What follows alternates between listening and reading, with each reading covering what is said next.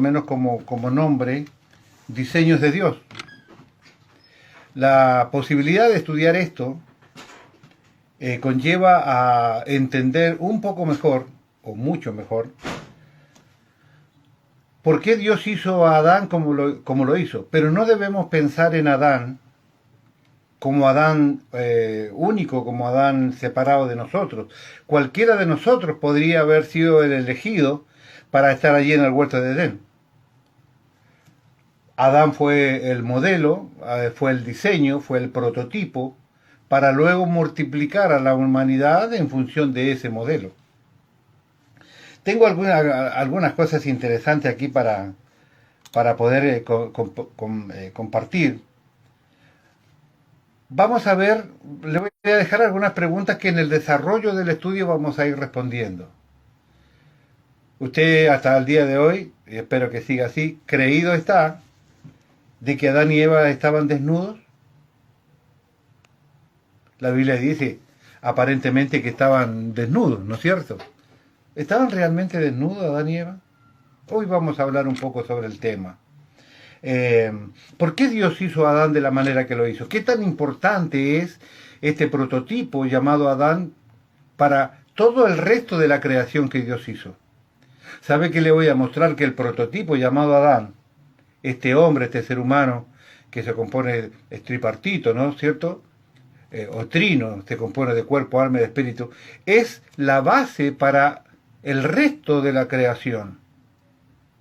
Vamos a ver que Dios es un Dios que ha modificado, que ha hecho diseños. Vamos a poder descubrir estos modelos de Dios tan interesantes para nosotros. Créame que esto le debería hacer un cambio visual de la escritura de manera totalmente rotunda. Diseños de Dios, diseños divinos, diseños bíblicos. Anótelo usted allí como usted desee. La definición de diseño. Dios es el diseñador por excelencia. Diseñar es trazar, plasmar el pensamiento. Espérenme que saco esto que apareció aquí. Repito, Dios es el diseñador por excelencia. Diseñar es trazar, plasmar el pensamiento o esquema o dibujo de una visión. Es poder llevar a la realidad algo etéreo, algo que está en el pensamiento de alguien. Ese es un diseño. Poder llevarlo a la realidad, a la práctica, a lo efectivo. Que deje de ser una idea para convertirse en algo tangible. Entonces, Dios es el diseñador por excelencia. Diseñar es trazar, plasmar el pensamiento o esquema o dibujo de una visión. Cuando Dios comienza algo, es que ya lo ha terminado. Repito, cuando Dios comienza algo, es que ese algo ya está terminado en Dios. El pensamiento fue llevado a la práctica. Cuando Dios ya lo empezó a realizar, es porque en su mente ya está realizado, ya está totalmente terminado. El problema que tenemos nosotros no es que podamos hacer nada si no tenemos el diseño de Dios. Nada de lo que nosotros podríamos hacer si nosotros no conseguimos el diseño de Dios. ¿A quién de nosotros que ha sido pequeño no nos han regalado un rompecabezas? Hay algunas personas que tienen afición por los rompecabezas. Interesante. Ayuda a un montón de circunstancias que tienen que ver con el intelecto, con la visión, con el pensamiento, con la unificación. Tiene un montón de beneficios el rompecabezas. Pero me pregunto, ¿podría usted un rompecabezas, no sé, de 500, de 1000, de 2000 piezas, podría usted armarlo si usted no tuviese el diseño original? El diseño es la foto original, es el modelo original, es lo que usted, la guía por lo cual usted debe armar ese rompecabezas. ¿Podría? Yo creo que no.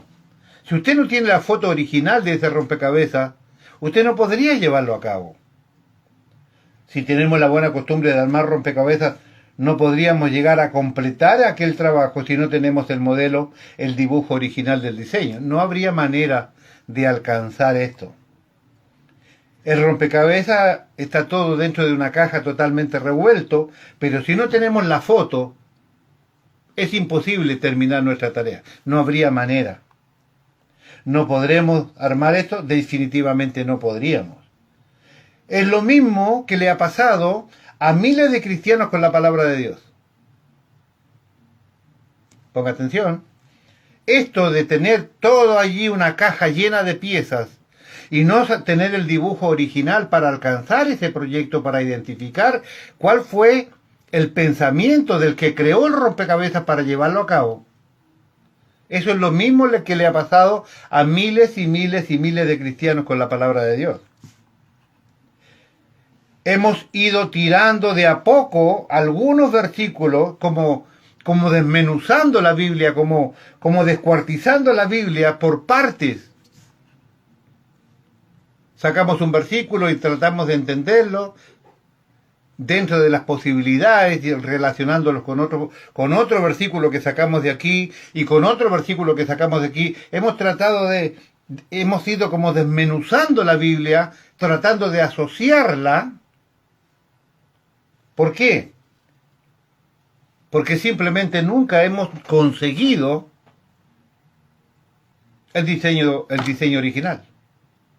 Nunca hemos conseguido el diseño bíblico, el diseño de Dios plasmado allí en las Escrituras para poder llevar a cabo aquella tarea.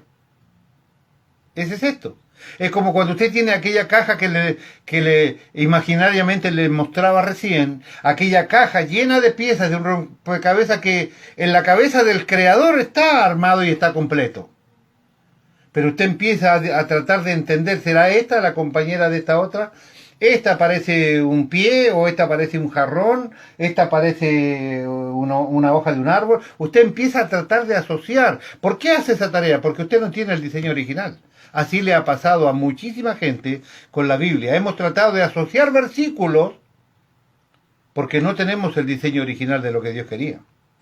La Biblia, usted la puede usar de 1000 maneras. La Biblia usted la puede usar de 1000 maneras. Pero cuando aprendemos a reconocer diseños de Dios en ella, la Biblia se transforma en otro libro, en otra Biblia, en una Biblia completamente diferente a la que hemos conocido hasta el día de hoy. La podemos ver de una manera totalmente diferente. Usted leerá cosas que antes había leído y las comprenderá en ese texto como nunca antes lo había entendido, porque ahora entiende los diseños de Dios. Ponga atención que vamos a empezar a dar algunos ejemplos. Le daré un ejemplo de diseño. Ponga atención, por favor. Éxodo, vaya si quiere conmigo, a Éxodo capítulo 25, versículo 8. Vamos a leer un par de versículos y yo le voy a mostrar que la Biblia claramente habla de diseños establecidos allí. Éxodo 25, 8 dice, así en el nombre del Señor, y harás un santuario para mí, y habitaré en medio de ellos. Conforme a todo lo que yo te mostré, el diseño del tabernáculo, el diseño de todos los utensilios, así lo haréis. Hablando de, ¿no es cierto?, Dios con Moisés para que llevara adelante el trabajo al proyecto del tabernáculo. Para Moisés no fue ningún problema hacer este tabernáculo. ¿Por qué? Muy simple. Para Moisés no fue ningún problema hacer el tabernáculo en términos de cómo lo hago, porque hasta la manera de cómo construir cada accesorio Dios le mostró. Dios le mostró el dibujo original, Dios le mostró el diseño original, Dios le dio la foto, Dios le dio el plano. No había manera de que él tuviera problemas para hacer el tabernáculo, porque Dios le dio el diseño claro y específico, no solo del complemento total, sino cómo se fabricaba cada una de las piezas que Dios quería que tuviese aquel tabernáculo, que sería la habitación de Dios temporalmente en el desierto. Repito, para Moisés no fue ningún problema hacer el tabernáculo en términos de cómo lo hago, porque hasta la manera de construir cada accesorio, Dios se la dio. Pero nosotros, la Iglesia de Cristo, por años hemos hecho cosas sin tener el diseño de Dios. Por años hemos hecho infinidad de cosas sin tener el diseño de Dios. Por eso digo que hemos venido haciendo cosas tratando de unir una con otra, porque definitivamente el diseño original nunca lo tuvimos. Por ejemplo, si yo le pregunto a mis hermanos para qué fue creado el hombre, nos encontraríamos con variadas respuestas de todo tipo, algunas risueñas, otras complejas, otras muy rebuscadas, pero habría una interminable cantidad de respuestas a esta pregunta. Voy a tomar como ejemplo, solamente como ejemplo, dos de las más comunes que nosotros vamos a conseguir por allí. Probable respuesta puse. Número 1, fuimos creados para adorar a Dios. ¿No es cierto? De hecho, de alguna manera, dentro de un contexto amplio de estudios bíblicos, nosotros también hemos mencionado la idea. Fuimos creados para adorar a Dios. Es cierto que nosotros fuimos creados para adorar a Dios, pero ¿esa es la razón primaria para crear al hombre? Si nosotros fuera esta realmente la idea original de Dios, que Él necesita crear a un interminable número de seres humanos para que lo adoren a Él, tendríamos a un Dios ególatra que solo busca y necesita que le adoren. Pero escuche una cosa. Yo le puedo asegurar que no hay manera que nosotros podamos acercarnos un poco a la calidad de adoración que los ángeles le dan en el cielo a Él. Menos superar aquella alabanza angelical que Él ya recibe de manera continua y permanente en el cielo. No hay manera que el hombre se iguale a la alabanza y a la adoración de los ángeles. Dios no nos pudo haber creado a nosotros para que le adoremos, teniendo semejante cantidad y calidad de adoración que Él recibe desde el día en que los ángeles fueron creados. Por más que nosotros nos humillemos, por más que nosotros exaltemos el nombre de Dios, no podríamos igualar la calidad de adoración que en este tiempo nuestro Dios recibe. Así que, ¿fuimos creados para adorar a Dios? Créame que no es la razón principal. Está lejos de ser la razón principal. Otra razón que está por allí. Fuimos creados para cuidar el huerto de Edén.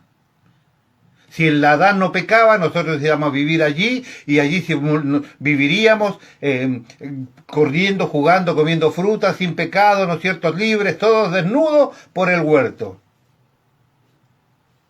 Pero fuimos creados realmente para ser un jardinero nada más.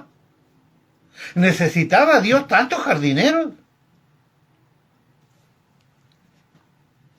O sea, usted es un jardinero. Si usted creyó que fuimos creados para cuidar el huerto de Edén que Dios había creado inicialmente para Adán y Eva, y después todos los que fuéramos naciendo fueron a parar allí, entonces simplemente usted sería un jardinero, mi hermano. No fuimos creados para descansar, sino que para trabajar desde el primer momento.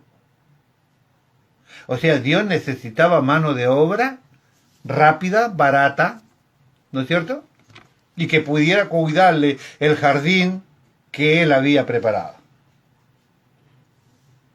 Tenemos un montón de paradigmas no correctos que yo de verdad, cuando usted se pone a escarbar de dónde salen estos pensamientos evangélicos, la verdad que es muy difícil encontrar el origen.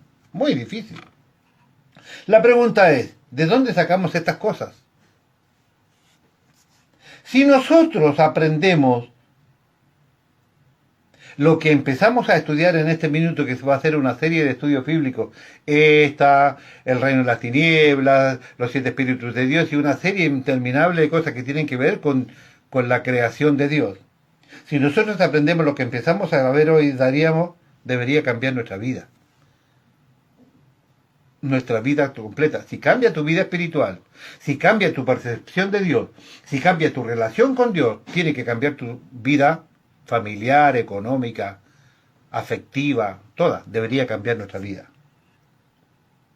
Nuestro Dios es un Dios de diseños. Vamos a empezar a analizar un poco nuestros genes, ¿no? Este modelo, este prototipo, este modelo primario, ¿no es cierto?, llamado Adán.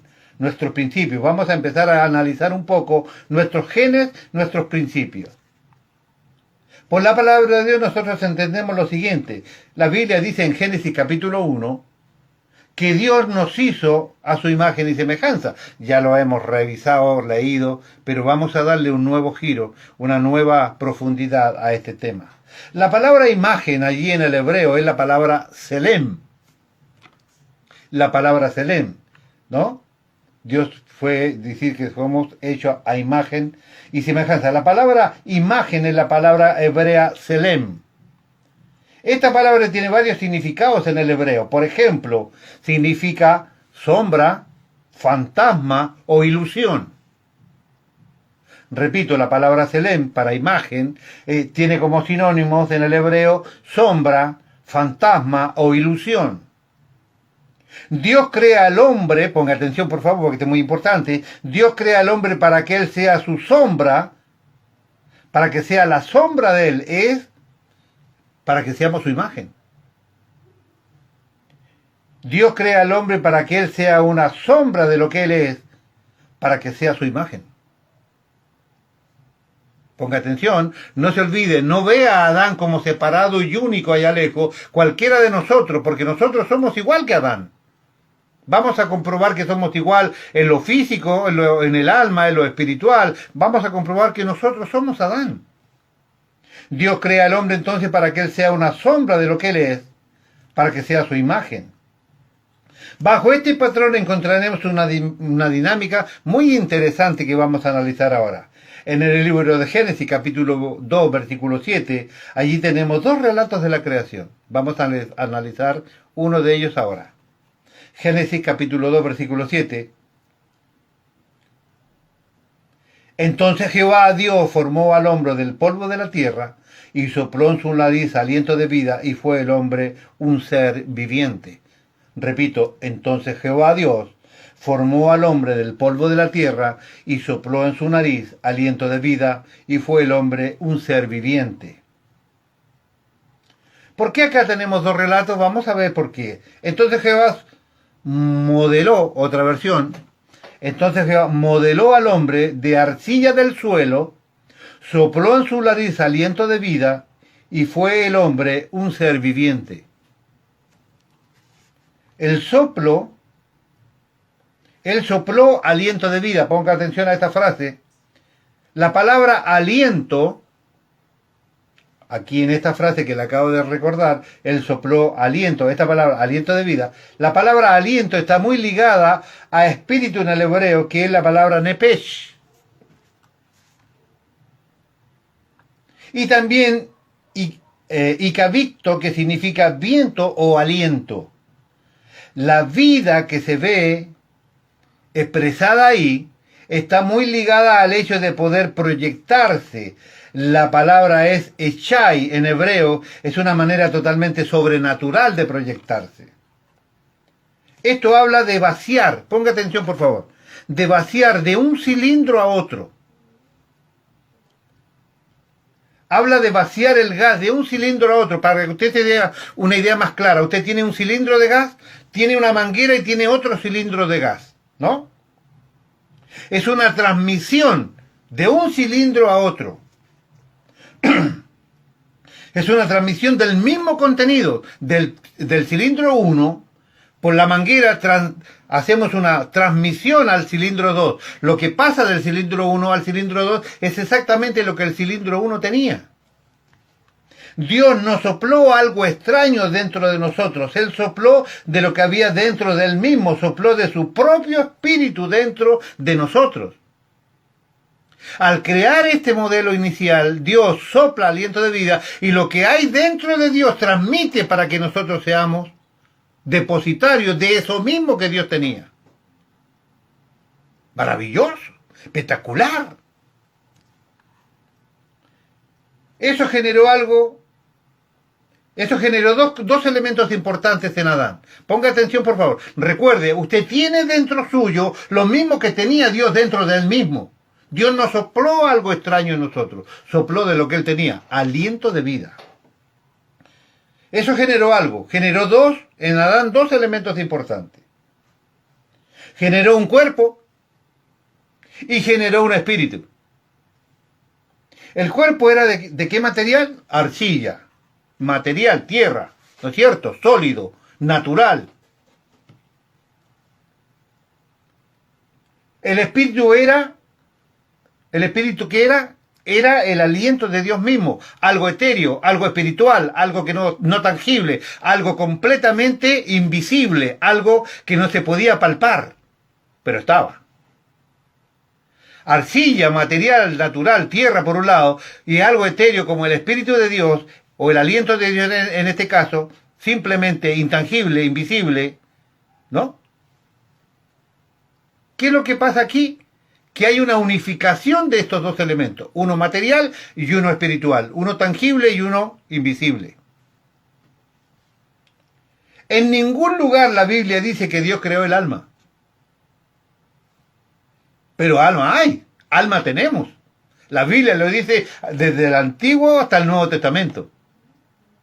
En ningún lugar dice que la Biblia dice que Dios creó el alma.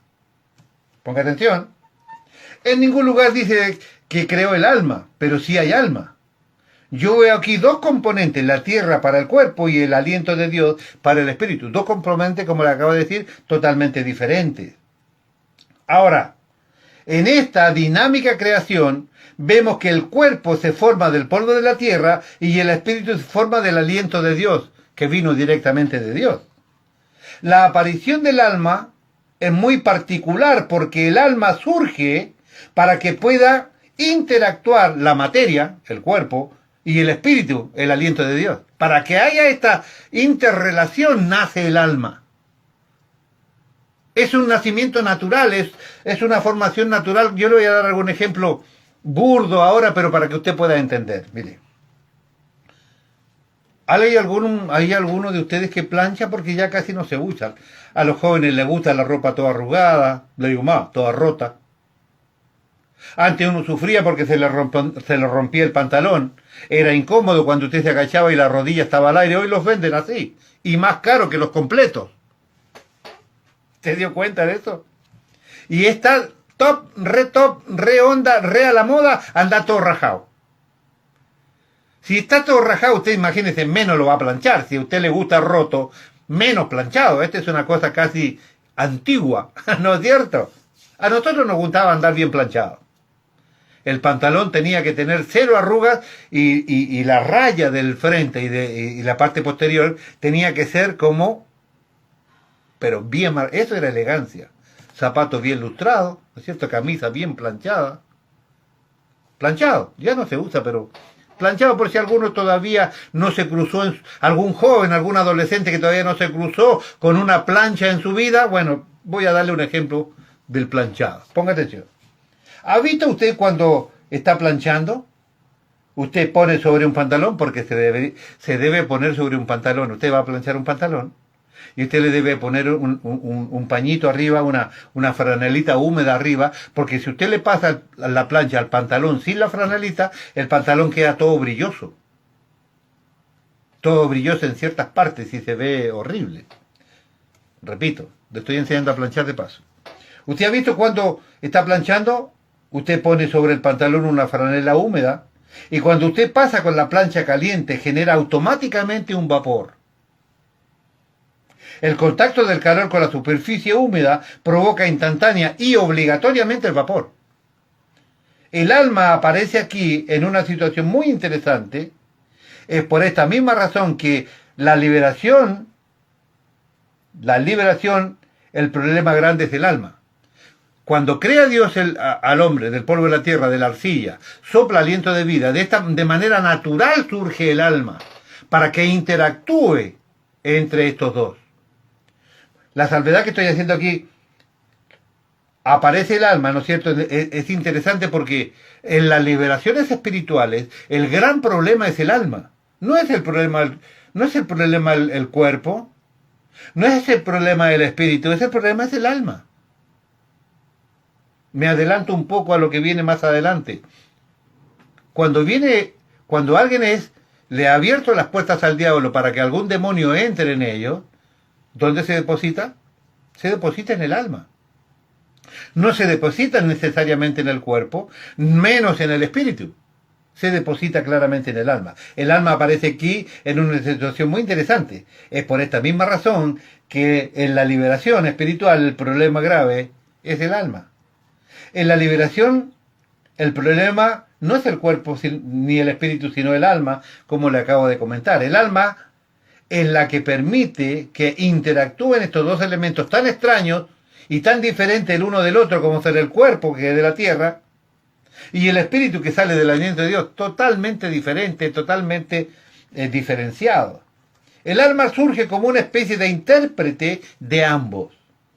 El cuerpo que tiene su origen absolutamente natural y el espíritu que tiene un nacimiento absolutamente divino. El alma es lo que le da capacidad a Adán de ser consciente de ambas cosas, de que es materia por un lado, pero que también es espíritu. El alma provoca eso. Es por eso que la Biblia lo identifica desde aquel minuto como alma viviente. Este término es muy interesante para nosotros. Usted sabe que Dios es uno y que está compuesto de Dios Padre, Dios Hijo y Dios Espíritu Santo. Esto lo sabemos claramente porque somos trinitarios, ¿verdad? Dios es una sola entidad, no tenemos tres dioses, es solo un Dios. De hecho, el libro de Deuteronomio, capítulo 6, versículo 4, se encarga de borrar toda duda y toda mala interpretación de lo que Dios es. Oye, dice Deuteronomio 6:4, oye Israel, Jehová nuestro Dios, Jehová uno es. Pero tenemos una expresión, llámese persona, personalidad, manifestaciones, como usted la quiera identificar de acuerdo a su creencia. El punto es que tenemos tres manifestaciones, tres personas de esta divinidad llamada Dios. El Padre, el Hijo y el Espíritu Santo. Tres personas diferentes. No es que a veces Dios se manifiesta como papá, pero es el mismo el Hijo y es el mismo el Espíritu. No, son tres personas totalmente distintas, totalmente diferentes. Y esto se clarifica totalmente a lo largo de las Escrituras. A la luz de este patrón, el hombre Adán tenía un cuerpo, tenía un alma y también tenía un espíritu. Tres personas, al igual como la Trinidad. Dios es trino, nosotros también somos trinos. Tanto como Dios es trino, nosotros también somos seres trinos. Tengo claramente lo que sigue, por eso es que a veces me adelanto a la situación. ¿Por qué Dios creó al hombre? Le pregunté más adelante y le repito la razón ahora. ¿Por qué Dios creó al hombre? Ya echamos un poco por tierra que haya sido solamente para alabar a Dios, porque Dios recibe una alabanza y un reconocimiento hoy que nosotros no podríamos igualar en las condiciones humanas que hoy tenemos. También ya descartamos por tierra que hayamos sido todos llamados para ser jardineros, porque Dios no necesita millones y millones de jardineros, ¿no es cierto? Está claro eso. Pregunto, ¿por qué Dios crea al hombre? Vamos a leer en Romanos capítulo 9, versículo 21. Leemos en el nombre del Señor Jesucristo y dice: ¿O no tiene potestad el alfarero sobre el barro para hacer de la misma masa un vaso para honra y otro para deshonra? Hermanos míos, te voy a dar la respuesta a esta pregunta tan interesante. ¿Por qué Dios crea al hombre? Dios crea al hombre para que sea un vaso. No lo creó para cortar el pasto en el huerto de Edén, ni lo creó solamente para cantar. Dios crea al hombre para que sea un vaso. Hermano, usted es un vaso. Somos vasos de distintos tipos porque Dios es infinitamente creativo. Cuando hablamos de vaso, hablamos de una característica vital. Estamos puestos para tener un contenido. Fuimos creados para tener un contenido. Somos un vaso. Dependerá del funcionamiento de nosotros para vasos de honra o será por el comportamiento de nosotros para vasos de deshonra. Pero definitivamente somos un vaso y la finalidad, la vitalidad de lo que tenemos es que estamos puestos para llevar un contenido. Romanos capítulo 9, versículo 23, y para hacer notorias las riquezas de su gloria, les mostró para que los vasos de misericordia que él preparó de antemano para gloria. Cuando usted, ponga atención, cuando usted se sirve una bebida, a ver, hoy no tengo a López para hacerlo confesar, pero póngale usted ¿cuál es la bebida que más le gusta? Algunos dirán el agua. A mí personalmente no me gusta el agua.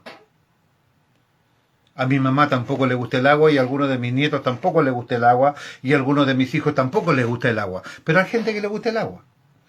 Otro hará coraje, me dirá, pastor, a mí me gusta la gaseosa, de marca, original, como dicen algunos por acá. ¿No? Ah, Manao no, Coca-Cola. Si me va a convidar, convive de marca. ¿No?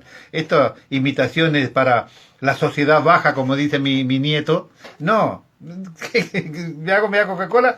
Si puede, deme original. Si no, tomo de la que me den. Pero dicen algunos, ¿no es cierto? Otro será más valiente y dice, algún pastor me enseñó a mí que tomar vino no es pecado.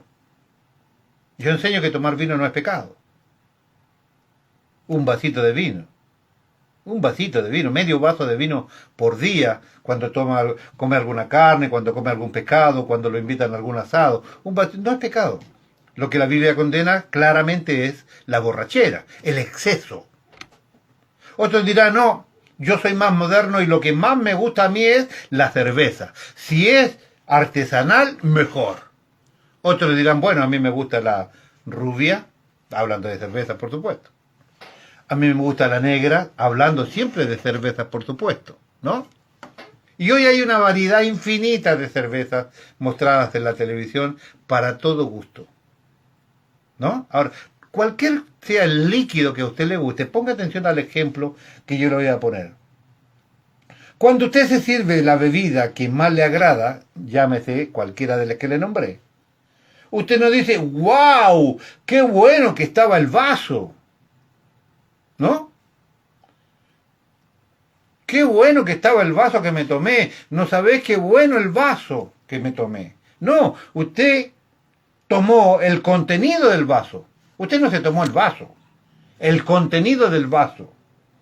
Lo notorio de la gloria no es el vaso, sino el contenido del vaso. ¿Qué es lo que lo contiene? Actualicemos para que nadie se me equivoque. Nosotros somos vasos. Pero lo bueno no es el vaso, lo bueno es el contenido. Y el contenido de lo que nosotros tenemos es el soplo de Dios en nosotros. Somos un vaso creado para contener el soplo de Dios en nosotros. Pero lo maravilloso no es el vaso. Lo maravilloso es lo que contiene este vaso. En este caso, el soplo de Dios. Todos nosotros tenemos el soplo de Dios, por eso somos almas vivientes. ¿Verdad? Estamos hablando de espíritu humano, no estamos hablando todavía de espíritu de Dios, estamos hablando de espíritu humano. Lo notorio de la gloria no es el vaso, sino el contenido del vaso, es lo que el vaso contiene. Si usted por ahí ve que me tomo la cara o hago algún gesto o algo, me duele muchísimo la muela hace 5 días, así que sepa perdonarme por favor, ¿sí? Lo notorio de la gloria no es el vaso, sino el contenido del vaso, es lo que el vaso contiene. El vaso no tiene el mérito de la bebida contenida en él. No. La manifestación de la gloria viene por el contenido que está en nosotros. Este estudio y esta identificación de Adán en usted, y Adán como modelo de un montón de creaciones que yo le voy a mostrar después, todos diseños divinos, identificado claramente en Adán, claramente. Los cielos van a ser identificados en Adán, los altares van a ser identificados en Adán, la tierra va a ser identificada en Adán. Créame y espéreme un tantito. Interesante. La manifestación de la gloria viene por el contenido que está en nosotros. Juan capítulo 14, versículo 20 dice, en aquel día vosotros conoceréis que yo estoy en el Padre y que vosotros en mí y yo en vosotros, dijo el Señor Jesucristo a los discípulos. ¿Cómo? En aquel día vosotros conoceréis que yo estoy en el Padre, vosotros en mí y yo en vosotros. Nosotros estamos en Cristo, Cristo está en el Padre y Cristo en nosotros. ¿Me va entendiendo? Este es el contenido. Estamos dentro de Dios mismo. Tenemos a Dios mismo dentro de nosotros. Nosotros somos vasos creados para contener a Dios. Mire qué declaración le estoy dando. Nosotros somos vasos creados para contener a Dios dentro de nosotros. No estamos solo para alabarle, no estamos solo para cuidar el jardín. Somos las únicas criaturas que existen en el mundo que pueden contener a Dios dentro de ellos. Nadie más. Ni los ángeles están creados para contener a Dios dentro de ellos. Somos las únicas criaturas preparadas para eso. No hay otras. El enemigo sabe esto y ha creado filosofías para hacernos creer que nosotros somos primates evolucionados, que venimos del mono, que hemos evolucionado de tal manera que hemos llegado a esto. Somos creados por Dios a su imagen y semejanza. Somos las únicas criaturas creadas con la capacidad de contener a Dios dentro suyo. Quiere hacernos creer que somos una especie más del reino animal.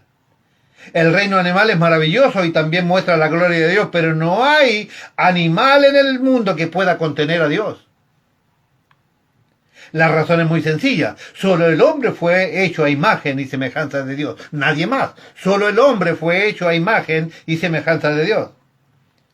Es por eso que nosotros tenemos una naturaleza tripartita o trinitaria.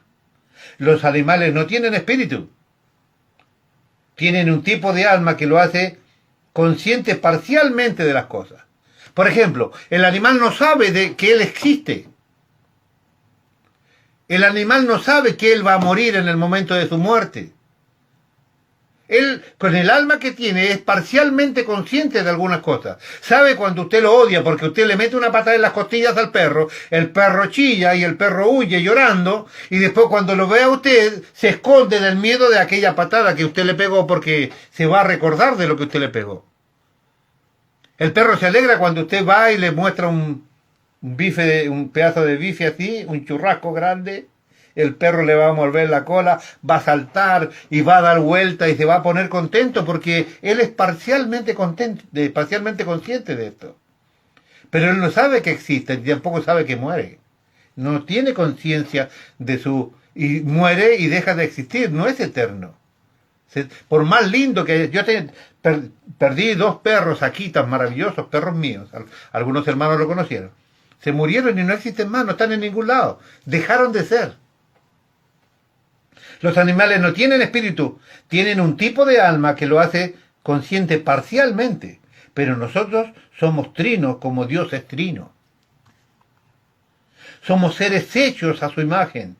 Dios quiere vaciar dentro del hombre. Dios quiere vaciarse dentro del hombre. Él quiere entrar en el hombre. La gente ve al hombre, ve el vaso, ve el estuche, pero Dios quiere morar dentro de nosotros. Cuando nosotros dejamos salir un poco el contenido, la gente puede ver la gloria de Dios dentro de nosotros. Cuando usted tiene una vida espiritual activa, cuando usted se conecta con Dios, cuando usted tiene esa disposición de servir a Dios, cuando usted tiene la capacidad de orar por otro, orar con otro, atreverse a orar en el nombre de Jesús para que algún enfermo sea sano, cuando usted puede alabar y glorificar el nombre de Dios, cuando su vida puede cambiar, cuando usted deja salir aquello que tiene dentro de nuestro, la gente empieza a ver que dentro de usted hay algo especial. Y cuando nosotros abrimos nuestro corazón y manifestamos el cambio de Dios en nosotros, entonces la gente empieza a ver la gloria de Dios dentro de nosotros y ellos pueden creer. Cuando nosotros dejamos salir el contenido, la gente puede ver la gloria de Dios dentro de nosotros. De esto se trata todo esto, de lo que estamos empezando a estudiar hoy. De esto se trata. Dios nos pone en una estructura de gobierno. Usted tiene dentro el soplo de Dios, usted tiene dentro a la persona de Dios, usted tiene dentro suyo, usted se convirtió en el único ser capaz de contener a Dios y Dios vive dentro suyo. Eso significa que Dios le da a usted poder de gobierno. Gobierno.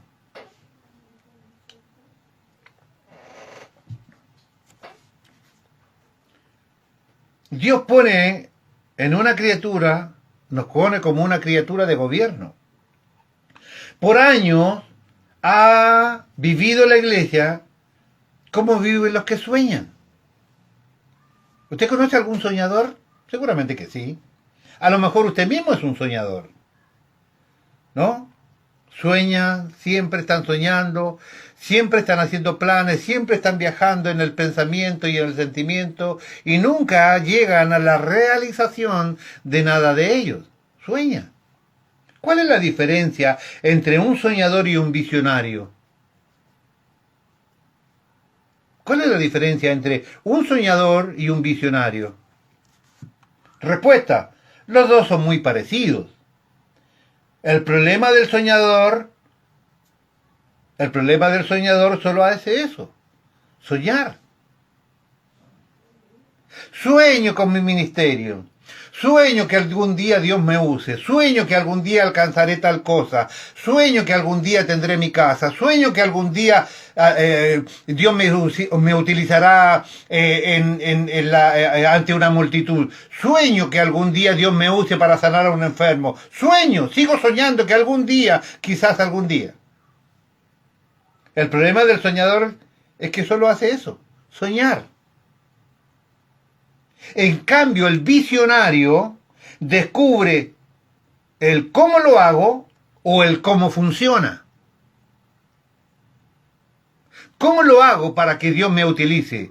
¿Cómo funciona esta relación con Dios para yo ser un instrumento de Él?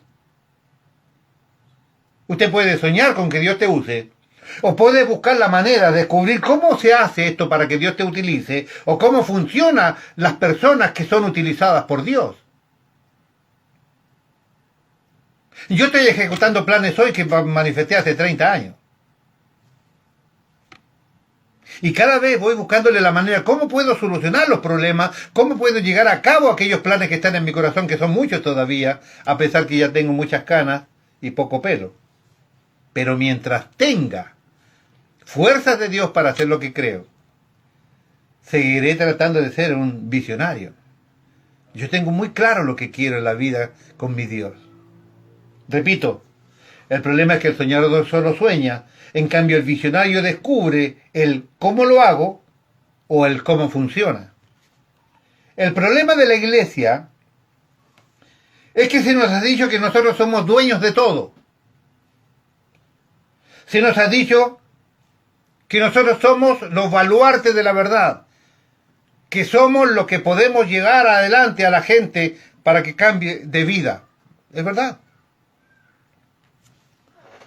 ¿Algunos de ustedes han jugado al Monopolio? A otros a veces llamado La Gran Ciudad, que es un juego de mesa donde hay varios participantes, se le da una cantidad de dinero determinada a cada uno de los participantes, tiene una serie interminable de tarjetas y usted puede ir tirando los dados, puede ir, ¿no es cierto?, invirtiendo, comprando ciertas propiedades, compra cierto barrio, compra cierto edificio, o compra un edificio y construye, ¿no? Allí ese monopolio, La Gran Ciudad, yo creo que mucha gente lo conoce.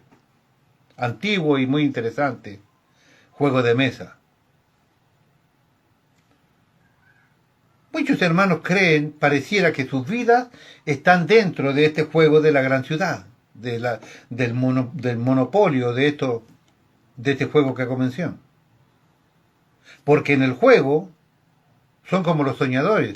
Sueño con tener aquella casa, sueño con hacer tal cosa, sueño con ir a tal lugar, sueño con tener Sueñan. Se termina el juego del monopolio y vuelven a su realidad vívida, cruel y real. Siempre están limitados por todo, porque son soñadores. Son soñadores.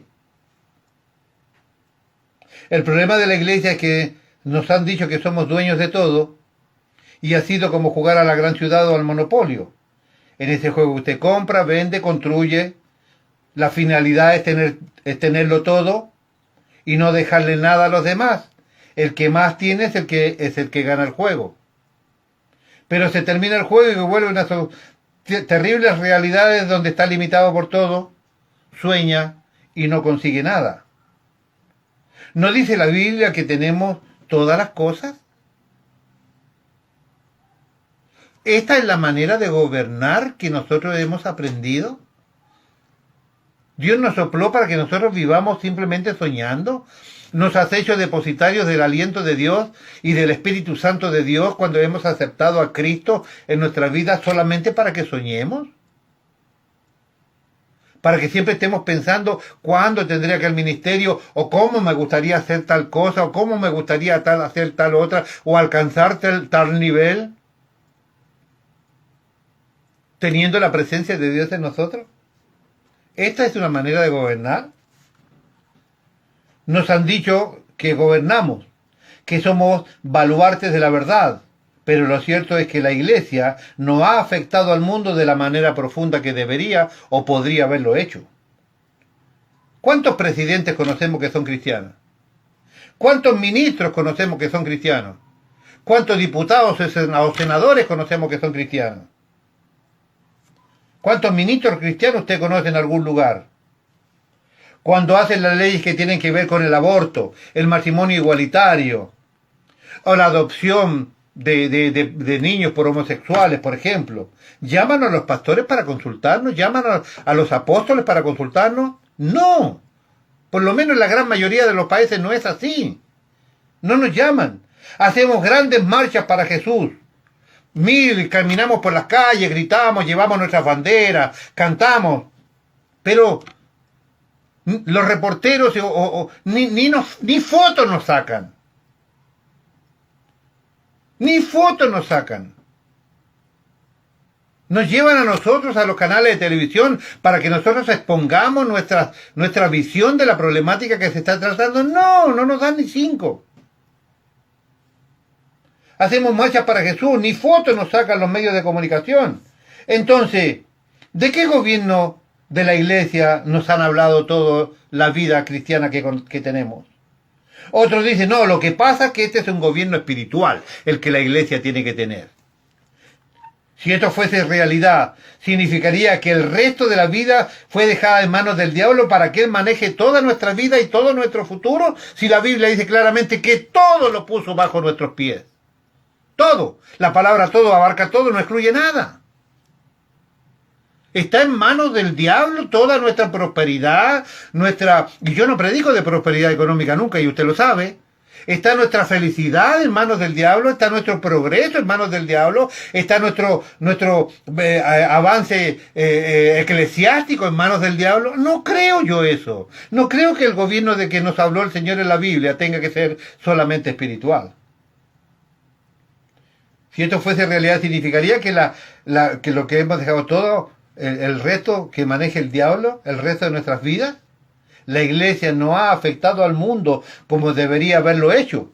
Pero esto no es culpa de la Iglesia, sino simplemente culpa de los líderes de la Iglesia. Usted sabe siempre que cuando yo hablo de problemáticas de Iglesia, yo le echo la culpa a los líderes de la Iglesia. Apóstoles, obispos, pastores, diáconos, evangelistas, aquellas personas que tienen voz cantante, aquellos que hacen influencia sobre otras personas predicando el evangelio, ellos tienen la culpa. No es la oveja, no es el hermano fiel que está allí dispuesto a ayudar en lo que sea, dando de lo que tiene. No, ellos no son los culpables de esto. Los culpables son los líderes. No hemos entendido el concepto de gobierno que Dios nos ha dado. Veamos un poquito sobre Biblia pura para que usted vea que yo no estoy aquí en contra de mis hermanos los apóstoles, obispos o otros pastores. No, yo estoy hablando de Dios, de la Biblia y del diseño divino de Dios. ¿Cómo pasa la hora, por Dios? Veamos en el Salmo 8, por favor. Un salmo maravilloso, mesiánico, pero que habla del hombre. Veamos. Veamos el Salmo 8, versículo 5. Esto es maravilloso, mire. Está hablando de lo que Dios ha hecho con el hombre. 8.5 del Salmo. Dice, le has hecho poco menor que los ángeles, y lo coronaste de gloria y de honra. Versículo 5. Detengámonos ahí un poquito en el tema del versículo. La palabra que se utiliza para coronaste, aquí en el hebreo es la palabra mashal, la palabra machal, lo coronaste de gloria y de honra. La palabra, coronaste la palabra machal en el hebreo, que significa, ponga atención, gobernar, gobernador, apoderarse, dominar, dominador, príncipe, regir, regla, reino, reinar, señorear, señorío y aún tirano. Repito el versículo. Lo has hecho un poco menor que los ángeles y lo coronaste de gloria y de honra. O sea, lo coronaste, le diste gobierno, le diste que sea gobernador, que se apodere, que domine, que sea dominador, que sea príncipe, que rija, que ponga reglas, que tenga su reino, que reine, que sea señorador, que sea señorío y que si se hace falta sea un tirano. Eso significa la palabra señorear. Es importante notar que dice de has hecho un poco menor que los ángeles, un poquito menor. Hermanos, un poquito. Lo que la iglesia vive hoy, ¿es un gobierno, según su criterio, a la luz de esta enseñanza? Respuesta, no. Me sigo preguntando, ¿y por qué no gobernamos? Si somos nosotros el depósito de Dios, única criatura habilitada para contener al Señor. Y lo has hecho, nos ha coronado de gloria y de honra. Y nos ha dado toda esta autoridad que estamos empezando a ver. ¿Por qué no gobernamos?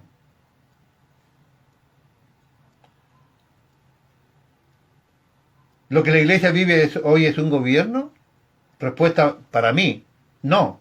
Me sigo preguntando, ¿y por qué no gobernamos? ¿De qué sirve que nosotros seamos cientos o miles de cristianos si no afectamos a nuestros países cambiando las reglas o las leyes para que las personas puedan empezar a ver el reino de Dios que se ha acercado? Dijimos antes que cuando nosotros dejamos salir lo que llevamos dentro, la gente puede empezar a ver la gloria de Dios dentro de nosotros. El Señor nos pone para gobernar. Ponga atención, Jesús Rey de Gloria. Usted está por empezar a hacer reuniones en un lugar nuevo. El Señor nos pone para gobernar. No son casualidades las cosas que le pasan a las iglesias de Cristo. El Señor nos pone para gobernar. Cada uno ha sido puesto por Dios para cumplir un propósito en el lugar elegido por Él. Repito, cada uno ha sido puesto por Dios para cumplir un propósito en el lugar elegido por Él. 1 Corintios capítulo 14. Hermano, no es que usted puede congregar de donde usted se le ocurra porque a usted no le agradó la prédica del pastor o el pensamiento del pastor o un hermano se portó mal con usted. Usted no tiene ese margen. Si sos una persona que ha sido depositario del reino de Dios y sos un creyente en Cristo, no tenés ese margen. Dios es el que te dice dónde y cómo. Pero vivimos en un tiempo tan especial de la iglesia, donde estas cosas simplemente ya no importan. El Señor nos pone para gobernar. Cada uno ha sido puesto por Dios para cumplir un propósito en el lugar elegido por Él. No hay casualidades en Dios, no existen. El Salmo 8, seguimos, versículo 6. Le hiciste señorear sobre las obras de tus manos. Todo lo pusiste debajo de sus pies. Todo. Aquí la palabra señorear vuelve a aparecer la palabra machal, que ya conocemos su significado. Todo lo pusiste debajo de sus pies, dice todo. No algunas cosas, todo fue puesto debajo de nuestros pies. Entiéndase, todas las cosas. En ningún lado acá dice que el diablo ha sido puesto debajo de sus pies. Habla de cosas, habla de gobierno, habla de señorío. El único que le pisa la cabeza al diablo se llama Jesucristo. No cometa el error de hacer usted o pretender hacer usted lo que Dios dijo que usted no haga. Todo lo pusiste debajo de sus pies. No algunas cosas, todo fue puesto bajo los pies de la iglesia. Debemos recordar que no tenemos un Dios, tenemos un Dios absoluto, de calidad 100%, de calidad total, no de un poco, no parcialmente. No son algunas cosas las que pondremos, sino 100%. Eso es lo que nos ha permitido el Señor. Todo lo puso debajo de los pies de los creyentes. Cuando nosotros entendemos el concepto de reino, entonces oraremos para que pasen cosas.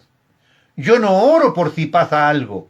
Es una frase que recurrentemente le recuerdo a una persona mía llamada mamá.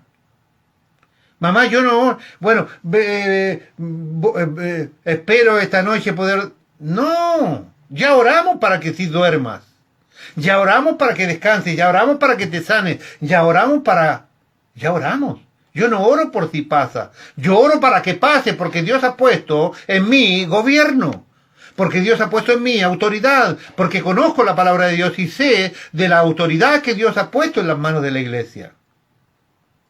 ¿Vamos a ir allí a un lugar por si pasa algo? No, vamos a ir para que pase algo. La presencia de Jesús Rey de Gloria en determinado lugar va a hacer que las cosas se muevan para la gloria de Dios.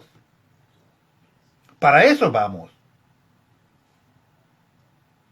No oramos por si pasa algo, oramos para que pase lo que Dios debe ejecutar por medio de su iglesia. Cuando hacemos liberación con este concepto en el corazón, cuando hacemos liberación con este concepto de reino en tu corazón y de gobierno en el corazón, no somos nosotros los que hacemos la liberación, sino Dios mismo. Obvio. Si usted sabe que es instrumento de Dios, si usted sabe que Cristo vive en su vida, si usted sabe que ha rendido su corazón a Él, si usted sabe que usted reconoce, yo no hago lo que quiero, yo no me congrego donde se me ocurre, ni dejo cuando quiero. Yo soy siervo de Dios, al servicio de mi Dios. Entonces, cuando usted libera, cuando usted ora, no es usted el que está haciéndolo, es Dios a través suyo, porque usted simplemente es el depositario, usted es el vaso, lo maravilloso es lo que está dentro suyo, y este es el aliento de Dios. ¿Se recuerda? Lo bueno no es el vaso, sino el contenido que contiene el vaso. Y nosotros hemos sido creados por Dios para contener a Dios mismo. Cuando usted ora con este concepto, cuando usted elige orar por alguien con este concepto de que usted está puesto para gobernar, entonces Dios mismo liberando a las personas. Cuando hacemos liberación con este concepto de reino y de gobierno en el corazón, no somos nosotros los que hacemos la liberación, sino es Dios mismo liberando, con toda autoridad, porque Él nos ha puesto en el mismo, ha puesto del mismo dentro de nosotros. Simplemente así. Recuerde que somos un vaso donde se ha depositado la gloria de Dios. En nosotros se ha depositado la gloria de Dios. Si usted mañana va a la reunión, si usted mañana va al culto, con esta seguridad y sabiduría, vengo aquí, yo he sido el vaso donde se ha depositado la gloria de Dios, mañana deberíamos tener un culto tan maravilloso que las paredes se deben mover. Porque seremos un montón de vasos donde la gloria de Dios ha sido depositada allí. ¿Para qué? Para que gobernemos.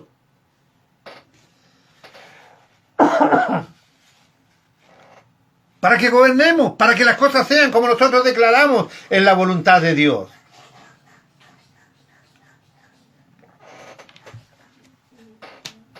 ¿Me va entendiendo? Este es el diseño de Dios. Cuando dejamos salir lo que tenemos dentro, la gente puede empezar a ver la gloria de Dios dentro de nosotros. Esto es un concepto claro de autoridad. Mateo capítulo 1, versículo 22. No se olvide, Dios sopló en ustedes lo que Él tenía. ¿No? No se olvide de eso. Transmisión de un cilindro a otro. Lo que había en un cilindro lo traspasó al otro. Cuando Dios sopló en nosotros, sopló lo que Él tenía. Aliento de vida. Soplo de Dios. No se olvide de esto porque le voy a leer Marcos 1, 22. Mire lo que dice. Y se admiraban de su doctrina porque les enseñaba como quien tiene autoridad y no como los escribas. Esta autoridad fue traspasada para la iglesia. Porque este es Cristo. Y de lo que Cristo tenía fue expuesto en nosotros. Y se admiraban de su doctrina porque les enseñaba como quien tiene autoridad y no como los escribas. Esto está puesto en manos de la iglesia. Algo poderoso que pasó en esta primera creación es que los cielos y la tierra estaban juntos. Escuche, pongan atención, le explico. El cielo y la tierra operaban juntos. Dios no creó el cielo por allá y la tierra por acá. No, estaban juntos. Dios nunca dijo, si quieres hablar conmigo, ven y sube acá. No, nunca dijo eso. Le digo más, Dios creó la tierra y Él descendió. Había una conexión entre lo espiritual y lo material a tal punto que Adán podía ver el árbol de la vida igual como podía ver el árbol de la manzana, de la mandarina, el banano o el kiwi, de la misma manera. De la misma manera, Adán podía ver el árbol de la vida como podía ver cualquier otro árbol. Así de claro, no tenía que orar, Señor, revélame cuál es el árbol del... No, él sabía cuál era. Lo podía ver. Le digo más, lo podía alcanzar. Él tenía una percepción clara de lo espiritual, al igual que lo tenía de lo material. Él podía ver el monte del Señor. Podía ver a los ángeles, incluso podía ver al querubín con la espada desenvainada guardando el árbol. Dios dijo, protejamos el árbol de la vida para que el hombre no coma de él y se convierta en un pecador eterno. ¿Para qué va a poner Dios a guardar el árbol de la vida si Adán no sabía cuál era? O Adán no lo podía ver, o Adán no lo podía identificar, o Adán no lo podía alcanzar, o Adán no podía tomar de él. ¿Para qué poner a guardar ese árbol? Que cuando usted estudia el texto hebreo sale que la Shekinah era el que guardaba el árbol de la vida, y la Shekinah no es otra cosa que la gloria de Dios, y la gloria de Dios en Juan 1 no es otra cosa que el Señor Jesucristo antes de la encarnación. ¿Para qué se tomaba Cristo la tarea o la preocupación o el trabajo de estar guardando como una espada desenvainada violentamente para que el hombre no alcanzara algo que no conocía o algo en que no veía? Le digo más. Eso nos muestra que Adán podía llegar hasta él. Poner guardias en el árbol muestra que ciertamente él podía tomar del árbol. Lo tenía claramente identificado. Lo identificaba como cualquiera identifica los otros árboles. E incluso le digo más, Adán ya había pecado y seguía viendo el árbol de la vida. ¿Para qué poner guardias si no lo podía encontrar? Había una relación entre lo invisible y lo visible. Claramente, una relación que también estuvo al principio. La arcilla, que es cuerpo, se mezcló y empezó a interactuar a través de por medio con el alma del aliento de Dios, lo material con lo invisible. Aquí lo tiene de vuelta. Había una relación visible de lo invisible. La santidad era tangible. Ponga atención a esto, por favor. La santidad era tangible. ¿Qué es tangible? Es aquí algo difícil de explicar, pero quizás también un poco difícil de entender, pero si usted me pone atención, Dios se lo va a hacer entender. Ponga atención. Si Dios, conversemos un minuto. ¿Por qué el hombre pudo ser hecho desnudo? Porque estaba en santidad. Porque no conocía el pecado, ¿no es cierto? No podía entender su desnudez, ¿verdad? Ahora yo me pregunto, si los ángeles, que también estaban en santidad, que también vivían en la presencia de Dios en santidad, ¿por qué ellos no fueron creados desnudos?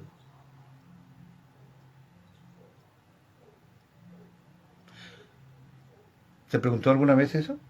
Si Dios nos hizo desnudos a los ángeles, si Dios no hizo desnudo a los ángeles, aunque ellos estaban en santidad delante de Dios, ¿por qué hizo desnudo a los hombres que Él había creado? Pregunta, ¿estaban realmente desnudos Adán y Eva?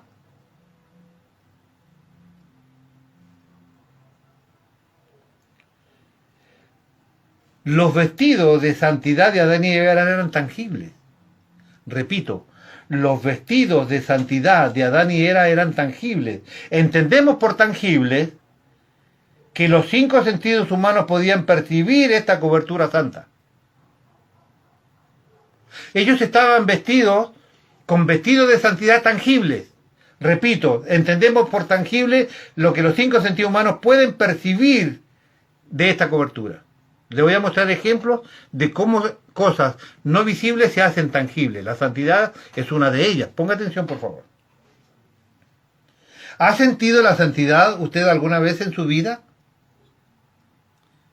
¿Ha sentido la santidad de Dios? ¿Ha sentido la santidad alguna vez en su vida?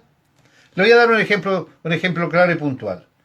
Moisés y la zarza ardiente. Éxodo capítulo 3, versículo 1 dice: Apacentando Moisés las ovejas de Jetro, su suegro, sacerdote de Madián, llevó las ovejas a través del desierto y llegó hasta Horeb, monte de Dios.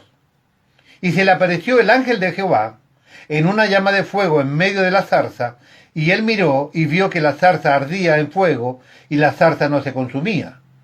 Entonces Moisés dijo: iré yo ahora y veré esta grande visión, por qué causa la zarza no se quema. Versículo 4. Viendo Jehová, no se ponga atención, viendo Jehová, el otro era el ángel de Jehová, dos personas diferentes, y viendo Jehová que él iba a ver, le llamó de en medio de la zarza y le dijo: Moisés, Moisés, y él respondió: heme aquí. Versículo 5 dijo: no te acerques, quita tu calzado de tus pies, porque el lugar en que estás es tierra santa. Quítate la sandalia de tus pies. Versículo 5, quita tus zapatos de tus pies. La orden estaba de acuerdo con una costumbre bien conocida de Moisés, porque los sacerdotes egipcios la conservaban en sus templos y es observada en todos los países orientales, donde las personas se quitan sus zapatos o sandalias como nosotros nos quitamos el sombrero cuando entramos a algún lugar. Antes de avanzar, ponga atención. Usted conoce la historia y conoce el relato. Está allí una zarza, está Moisés en el desierto cuidando las ovejas, ni siquiera suya, era la de su suegro. Y de repente pasa esta visión, la zarza se arde pero no se consume. Moisés quiere descubrir qué es lo que pasa, qué es lo que genera esta grande visión. Se va a acercar y le hablan de la zarza, el ángel de Jehová le dice: no te acerques. Jehová le dice: no te acerques, porque el lugar es tierra santa. La santidad de allí se hace tangible. No te puedes acercar a la santidad en condiciones de no purificación.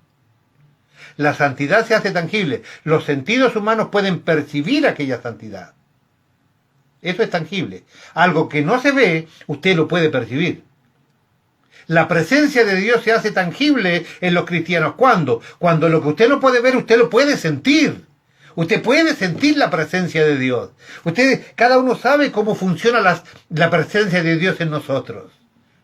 Algo que no es tangible se hace tangible. Algo que no se puede ver, se puede sentir. Eso es algo tangible. Ponga atención. Pero la idea oriental no es la misma que la occidental.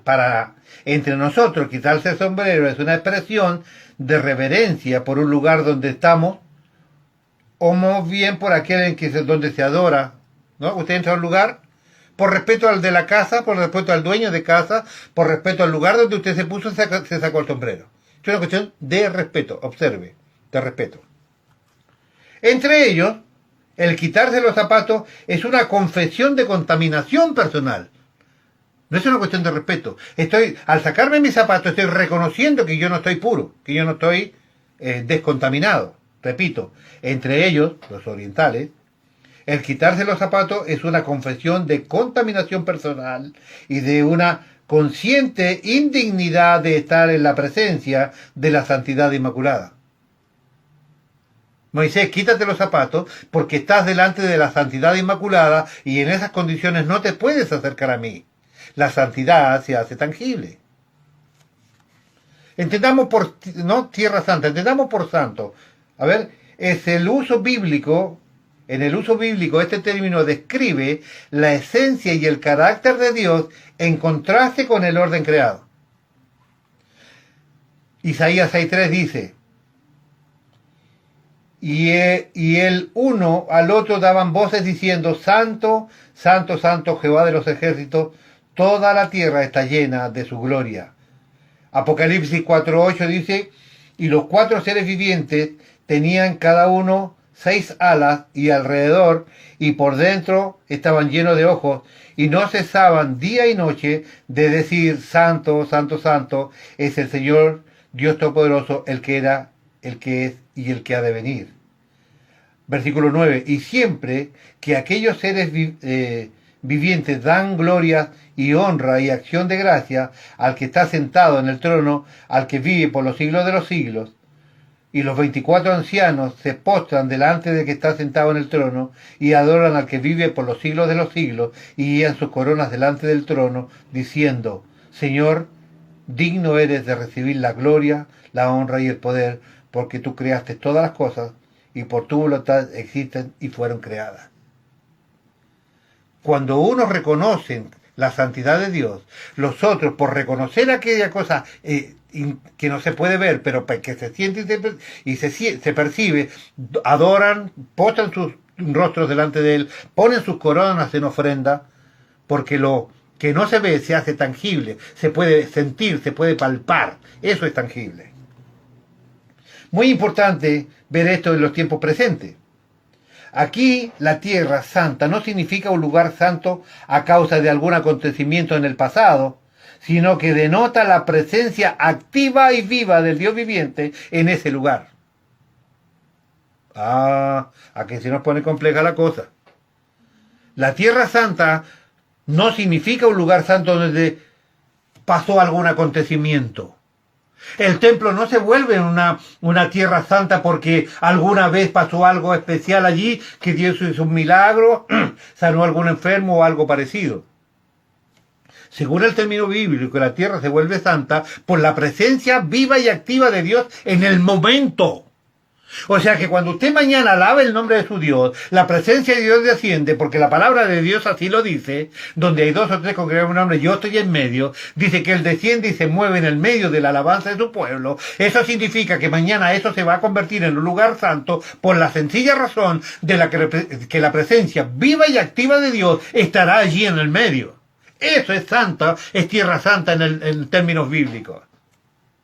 O sea, muchas veces hemos estado en tierra santa sin darnos cuenta.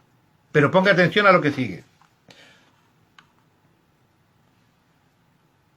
Inesperadamente Dios se manifiesta sensible a Moisés en forma de llama de fuego, versículo 2, que es el símbolo de la santidad divina porque implica la idea de purificación y de apartamiento de todo lo sensible por cuanto todo se consume. La expresión el ángel de Yahvé o el ángel de Jehová ha de entenderse como sinónimo de Jehová mismo y probablemente es una edición erudita posterior para resaltar la trascendencia divina.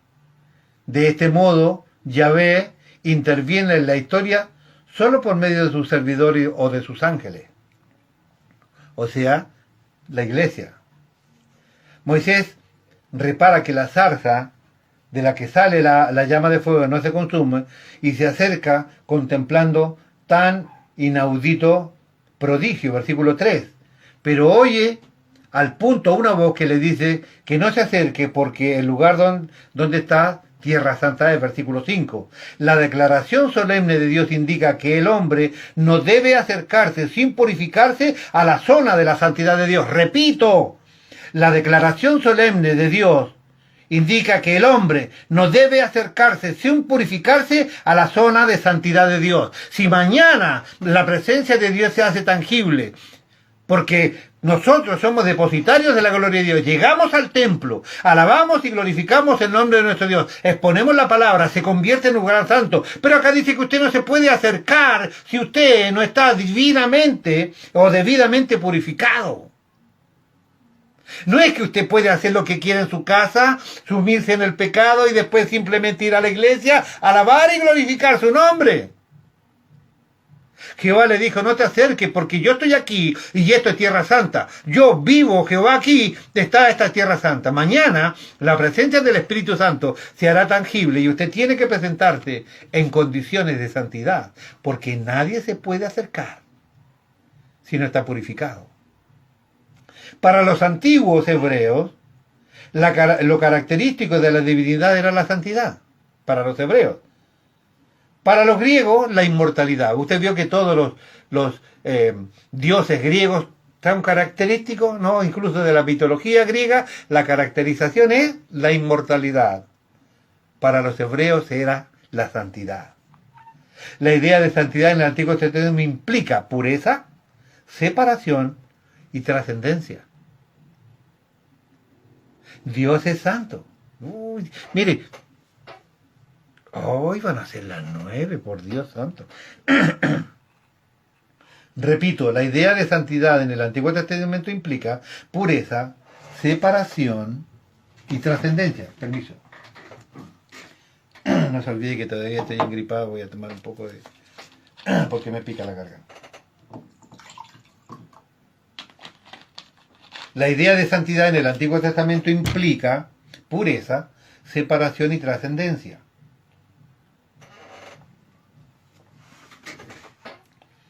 Yahvé habita en una zona inaccesible, rodeado por una misteriosa atmósfera aislante que es la santidad, de forma que está sobre todas las criaturas. Él habita en un lugar inaccesible, no hay manera de llegar a él. ¿Cuál es esa protección, ese manto impermeable que él tiene, que hace inaccesible a cualquier criatura llegar a él? La santidad. Como veremos en todo el relato del Éxodo, se destaca la idea teológica de la trascendencia divina. Moisés no debe acercarse sin antes descalzarse, porque el calzado era impuro, sin duda por haber estado en contacto con muchas de cosas legalmente impuras. Moisés debe pues tener conciencia de hallarse en zona santificada por la presencia de la divinidad viva y presente. Es la primera idea que resalta en el texto, pero Dios al mismo tiempo que previene a Moisés contra la posibilidad de acercarse impuro ante su presencia, le reanima confiadamente recordándole que Él es el Dios de sus antepasados. Yo soy el Dios de tus padres, Dios de Abraham, Dios de Isaac, Dios de Jacob. Versículo 6. ¿Qué le está diciendo? Mira, vos no te podés acercar así de cualquier manera, así como que venís y te metés para tu casa. Estando yo presente te tienes que descontaminar. Los calzados son signo de inmundicia. ¿Se acuerda cuando Jesús les lavó los pies a los discípulos? Ustedes ya estáis limpios. ¿Qué es lo que era lo único que debía lavarse? Los pies. Los pies es la muestra, es el puente de contaminación que el hombre tiene, más allá que ha sido lavado por la sangre de Cristo. Es importantísimo entender esto. Como se dirá a continuación, esto implicaba el recuerdo de las antiguas promesas de Dios de dar a los descendientes de las grandes patriarcas la tierra de los cananeos. O sea, no te puedes acercar, no puedes estar directamente relacionado conmigo, pero te recuerdo que yo soy el Dios de tus antepasados y yo prometí un montón de cosas a tus padres que también serán tuyas. Eso le está diciendo Dios a Moisés. Hallarse ante la majestad de Dios, que se manifiesta sensiblemente, era correr peligro de muerte en la mentalidad israelita y en la declaración bíblica, porque Dios dijo claramente, nadie que me ve a mí vive, se muere. Nadie puede ver a Dios sin morirse, también lo dice la Biblia, según la expresión popular de los hebreos. Hay una materialización de algo que era etéreo, que era invisible, la santidad. Se hace tangible. Por ejemplo, Jesús en el huerto de Getsemaní, declarando yo soy y todos cayendo de espaldas. Lo estudiamos hace pocos días atrás, ¿te recuerda? Algo que era etéreo, invisible, pero que estaba allí, que era Dios mismo, la autoridad y el poderío de Jesucristo mismo como Dios, lo declara, se hace tangible que la gente cae de espaldas. Algo que no se ve, pero que está. Algo que no se ve, pero se siente. Algo que no se ve, pero se percibe. Es simplemente mirar a todos los... Y que nosotros dimos cuenta que era una gran multitud, cayeron de espaldas y respondiéndole a Jesús desde el piso, porque no podían levantarse. Algo que no se percibe, pero que está. Algo que no se ve, pero se siente. Esa es la gloria de Dios. Ejemplo de Jesús en el huerto de Getsemaní, declarando, yo soy, y todos cayeron al piso de espaldas. Jehová dijo a Moisés, el lugar donde estás es tierra santa. Cuando la santidad se hace tangible, esa es una definición de avivamiento. Cuando la santidad se hace tangible, esa debería ser la meta de todo hombre de Dios. Nosotros deberíamos aspirar a tener este tipo de relación con Dios. Que la santidad de Dios se haga tan tangible en nosotros, que podamos sentirla claramente en nosotros. Esa debería ser la meta de todo hombre o mujer de Dios. Debería ser la meta de toda iglesia. Yo quiero que nuestra iglesia, Jesús Rey de Gloria, la santidad sea tangible. Cuando la iglesia alcanza este nivel de santidad, el misterio de la liberación queda disuelto.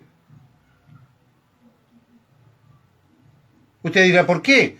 ¿Qué diablo se va a querer meter allí cuando la santidad de Dios se hace tan tangible, como por ejemplo en el huerto de Getsemaní, que Jesús dijo, yo soy, y todos cayeron de espalda?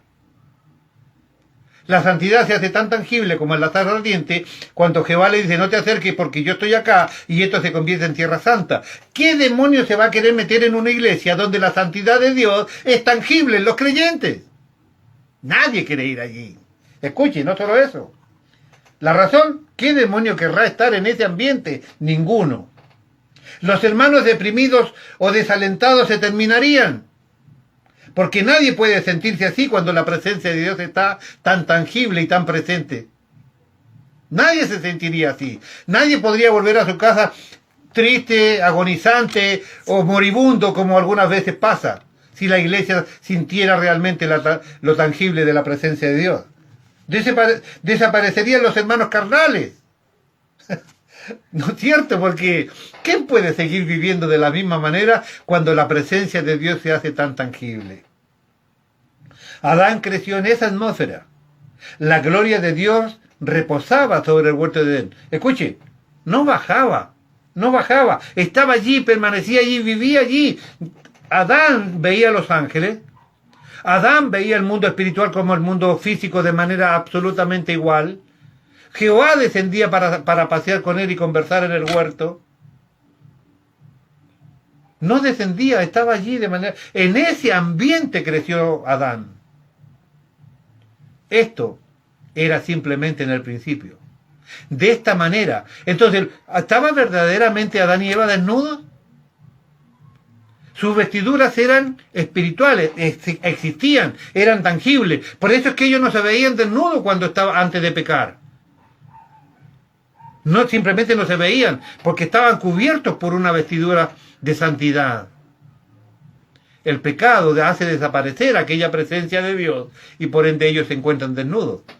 Pero en términos reales, no en términos humanos ni en términos materiales como ahora, en términos de tangibilidad de la santidad, Adán y Eva siempre estuvieron vestidos hasta su caída. Esto era en el principio. Si le interesa lo que le he mostrado como introducción a lo que estamos estudiando, hablaremos de las funciones propias del cuerpo en la próxima, si usted me sigue. Vamos a ver, el cuerpo humano se hace consciente del mundo, el alma nos hace consciente de nosotros mismos, vamos a ver de qué se trata eso, el espíritu nos hace consciente de Dios, ya lo hemos sabido. Cada parte que el hombre tiene determina un grado de conciencia de Dios. Mi cuerpo me hace consciente de lo natural, el alma me hace consciente de mí mismo, y el espíritu nos hace conscientes de Dios. Hay funciones para cada una de estas partes y las vamos a analizar una por una. Le voy a dar un adelanto. Hay dos formas de pensar. Algunos dicen que los cristianos no pueden estar... Este es un pensamiento para que le quede grabado allí. Los cristianos no pueden estar endemoniados. Hay otra línea de pensamiento que dicen que los cristianos sí pueden estar endemoniados. El hombre es tripartito, tiene 3 habitaciones totalmente separadas. El cuerpo por un lado, donde habita el alma y el espíritu, el alma por un lado y el espíritu por otro lado. ¿Dónde viene el Espíritu Santo a morar cuando mora en la vida de un creyente? En el espíritu. El espíritu de Dios se conecta con el espíritu humano, o el espíritu humano se conecta con el espíritu de Dios. En la habitación del espíritu está allí el Espíritu Santo. ¿Dónde se depositan los demonios en alguien que es endemoniado? En el alma. En una habitación totalmente separada. Esta es la base y la postura que después se la voy a ampliar. Se la voy a ampliar. Es que los demonios habitan en el alma cuando entran en el ser humano. No pueden habitar en el espíritu. Y no están solamente en el cuerpo. Yo sigo creyendo que un cristiano no debe estar endemoniado. Pero créame que a la luz del estudio y a la luz... tomo en consideración la otra postura. Hoy todavía creo que no, pero tienen un argumento tan fuerte que se lo voy a ampliar en la próxima. ¿Sí? Así que allí tiene uno para que vaya pensando. Vamos a revisar las moradas de Dios y le voy a mostrar cómo es posible que el diseño hecho en Adán, como le dije antes, se refleje en la tierra, se refleje en los altares, se refleje en el tabernáculo. Adán es el tabernáculo que estaba en el desierto. Se refleja en los cielos. Eso se lo voy a mostrar en la próxima si usted me sigue. Esta ha sido la introducción, ya son las 9. Espero que esto le interese y le guste. Y que lo que hoy hemos aprendido pueda ser tangible para mañana. Que nosotros entendamos quiénes somos, es la idea de esto. Que usted es un vaso que ha sido creado para contener a Dios. No hay ningún animal, no hay ningún ser, ni siquiera los ángeles capacitados para contener a Dios como los hombres. Y usted no se puede acercar a Dios de manera libre y contaminado como se lo dijo Moisés. Pero usted tiene la posibilidad de acercarse a Cristo todo el tiempo. Las misericordias de Dios son nuevas cada día. O sea, usted hoy puede comenzar de nuevo. Dios ha sido misericordioso con usted, lo ha llamado para que usted sea un creyente y usted gobierne. Usted debe gobernar su economía, usted debe gobernar sus sentimientos, usted debe gobernar su vida, usted debe gobernar su ministerio. ¿Por qué no lo hace? Otra idea para que usted piense, vamos a ver en la próxima clase, en el próximo estudio. ¿Por qué el cristiano puede ser robado? Ay, al hermano fulano lo asaltaron y le robaron el celular, por ejemplo. Esto es solo para que piense y lo ore. El reino de las tinieblas es donde se mueve Satanás. ¿No es cierto? Ese es el reino de la oscuridad. El reino de la luz es el reino de Dios. ¿Puede el diablo venir a robar en el reino de la luz? No, no puede. Es imposible. Es el reino de Dios. Él no puede venir a robar aquí. ¿Por qué razón a ese cristiano, verdadero cristiano, le han robado? Porque hay facetas, hay áreas de su vida que aún siendo cristiano, todavía están en el reino de las tinieblas. El libro de los Salmos dice claramente que usted puede tener vida eterna y todavía estar en prisiones de cautividad. Cuando ese hermano fue robado y le robaron el teléfono, es que hay áreas de su vida que todavía están en tinieblas y en ese ámbito se mete el diablo para robarle a aquel. Pero si él viviera en el reino de la luz, haciendo tangible la presencia de Dios, el diablo es imposible que le robe, es imposible que lo lastime, es imposible que actúe sobre usted.